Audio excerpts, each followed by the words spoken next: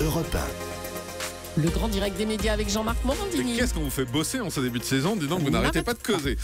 C'est une case sur laquelle misent beaucoup les chaînes, la fameuse case de l'Access. De nouvelles émissions ont débarqué hier soir sur vos écrans. Alors que faut-il en penser? Eh bien, on en parle tout de suite avec les 3 téléflingueurs qu'on a réunis. Maxime Guény, journaliste à Média Plus. Bonjour Maxime. Bonjour. Nicolas Voller, rédacteur en chef à TV Mag, présentateur du Buzz TV Mag Bonjour, également. Jean-Marc. Bonjour. Et Rémi Jacob, bonjour. Bonjour Jean-Marc. Journaliste à Télé 2 semaines. Première information, on va commencer avec Secret Story hier qui a fait ses débuts sur NT1 après des débuts très compliqué sur TF1 puisque la chaîne s'est classée dernière vendredi soir. En revanche, sur NT1, ça commence fort. 834 000 téléspectateurs pour l'émission qui a débuté à 18h. On fait un petit tour de table tout d'abord. Maxime Guény, c'est un succès quand même pour Secret. Bien sûr, quel beau démarrage pour cet Access Prime Time sur NT1. Ils font quasiment plus d'audience en Access avec Secret Story que pendant leur première partie de soirée. Il faut dire que c'était du direct, du public, c'était aussi un beau plateau. Christophe Beaugrand a bien réussi à mener sa bande. Et puis, on sent vraiment la volonté du groupe des F1 de pouvoir parler, discuter avec les jeunes. Une émission aujourd'hui pour jeunes.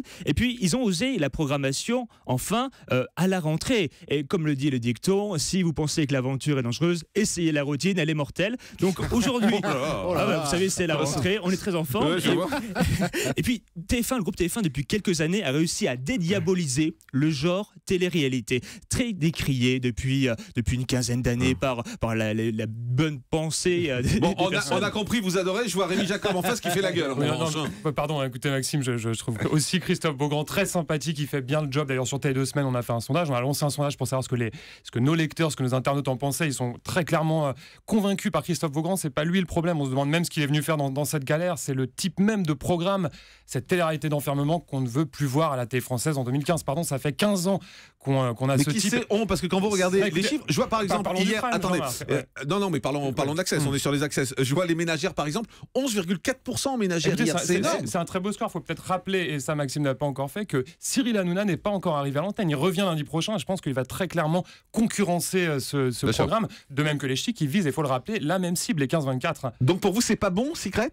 Écoutez, Secret, je le dis, le présentateur, j'ai rien contre lui, il fait bien le job. Non, mais globalement, l'émission. Le programme n'est pas bon. C'est cette télé-réalité d'enfermement, voilà, qui a trop duré. Ça fait 15 ans qu'on a ce type de programme. C'est toujours les mêmes codes, c'est toujours les mêmes ficelles. Et je pense qu'à un moment donné, il va y avoir une usure du public. Le public n'est pas dupe. Alors, on a compris Maxime Guény, enthousiasme, Rémi Jacob qui n'aime pas, Nicolas Voller, vous êtes au milieu. Moi, je vais faire l'avis du professionnel. C'est une émission parfaitement bien faite, bien réalisée. Je pense pas qu'il y ait un phénomène d'usure, en fait. Les jeunes, les cibles, vous parliez des ménagères, Jean-Marc, qui regardent aussi avec les jeunes et avec leurs enfants, ils font un véritable carton. Beaugrand a très bien réussi son coup. Benjamin Castaldi, qui connaît le programme mieux que personne, pour l'avoir présenté pendant 8 saisons, avait dit, franchement, je suis sûr qu'NT1 va s'approcher des 1 million. Il avait dit ça au Buzz TV il y a 3-4 mois, et il s'est pas trompé de beaucoup. On est à 800 000. Oui, et même tout le monde n'est pas rentré encore. Voilà, en plus, et même sur NT1 en plus. Donc, beau succès. Alors, début hier également de l'Académie des 9 sur Énergie 12. Là, c'est un peu plus compliqué. Premier numéro, 259 000 téléspectateurs. Deuxième numéro, 285 000 téléspectateurs. Rémi Jacob, vous avez regardé, vous en avez pensé quoi? Écoutez, j'ai regardé, j'ai trouvé ça très très bien produit. Je trouve qu'effectivement le démarrage est bien sûr très faible, très timide. J'espère que Énergie 12 laissera un petit peu de temps à ce programme, du temps pour qu'il s'installe. On sait que Énergie 12 ils en ont parfois, enregistré 30 pour l'instant. Voilà, donc ils seront de toute façon mécaniquement obligés d'en diffuser. J'ai trouvé que c'était alors pour le coup très bien produit. Concernant Benjamin Castaldi, écoutez, ça faisait plaisir de le voir. Il est à l'aise, je trouve, dans ce nouveau costume, dans ce nouvel exercice. On se dit qu'il a eu clairement raison de quitter D8, où il était sous-exploité, pour rejoindre Énergie 12. Simplement, Jean-Marc, un bémol, et ce bémol, il concerne le casting des pensionnaires. Voilà, on sait qu'il y a une vingtaine, une trentaine même de pensionnaires qui vont se succéder au fil des émissions dans ce jeu. Il y en a qui sont très très pertinents, je pense à Arnaud Gidouin ou à Ahmed Silla qui ont foutu le feu sur le plateau, mais enfin à l'inverse, il y en a qui... Moi je trouve qu'ils hurlaient au contraire. Je trouve que c'était inaudible. Moi j'étais pas d'hurler. Moi je les ai trouvés sympathiques. À l'inverse, sympa, oui, mais voilà. À l'inverse, il y en a certains, je me suis demandé ce qu'ils faisaient là. Et là, je pense à Dovatia, le pauvre Dovatia qui était complètement paumé. Il faut se régler. Très sincèrement, je me suis demandé s'il n'est pas venu à l'émission en pensant que c'était toujours la nouvelle star que Benjamin Castaldi. Non, mais il y a des bonnes surprises. Olivier Mine, par exemple, était très bien. Moi j'ai trouvé très sympa de voir Catherine Allégret, qui est quand même la mère de Benjamin Castaldi, il faut le rappeler. Son j'espère va venir aussi. Il avait fait partie de la première Académie des 9. Honnêtement, une super bonne ambiance, une bonne production. Mais alors pourquoi ça marche pas mieux? Parce que déjà, tous les gens ne sont pas encore rentrés, donc le total télé reste quand même assez faible, Jean-Marc, vous l'avez vu.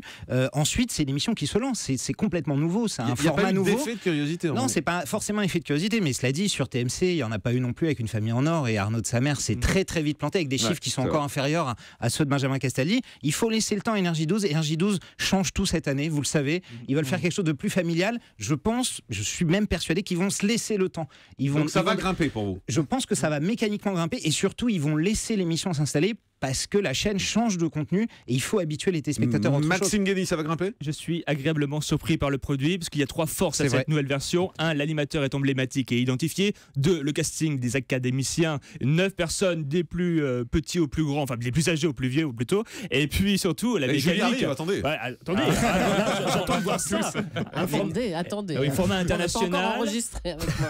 Et puis ça semble une réelle bonne idée de pouvoir élargir le public parce que rappelez-vous, 30% des recettes publicitaires d'Énergie 12 se font sur l'Access Prime Time. Alors, de l'inédit, c'est bien, ça remplace quand même les multi-rediffusions de Stargate et du colonel O'Neill qui plafonnait en matière d'audience. Rémi Jacob. Et c'est surtout un programme qui a su parfaitement s'adapter à l'ère du temps, puisqu'on le rappelle, c'est quand même une reprise d'une version originale qui a été diffusée dans les années 80. J'ai trouvé que le décor, le rythme...